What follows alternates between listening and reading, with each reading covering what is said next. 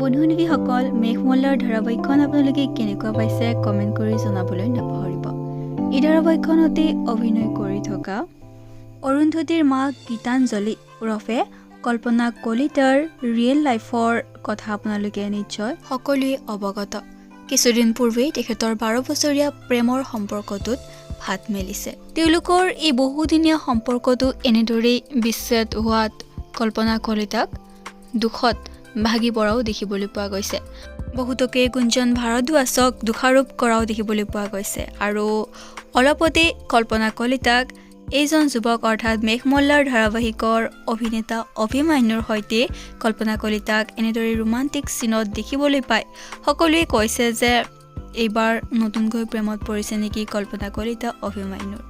বন্ধু-বান্ধৱীসকল, তথ্য অনুসৰি আপোনালোকক জনাওঁ যে কল্পনা কলিতা বৰ্তমান কোনো ধৰণৰ প্ৰেমৰ সম্পৰ্কত নাই। তেখেত এগৰাকী সাহসী ছোৱালী। এয়া কেৱল তেখেতৰ শ্বুটিঙৰ কিছু দৃশ্যাংশহে। অভিমন্যু কল্পনা কলিতাতকৈ সৰু হ'ব। চ' আগলৈ এনেদৰেই নতুন নতুন তথ্য পাবলৈ পাৰিলে চেনেলটি ছাবস্ক্ৰাইব কৰিও ল'ব পাৰে। চ' আজিৰ ভিডিঅ'টিত ইমানেই আছিল তথ্য।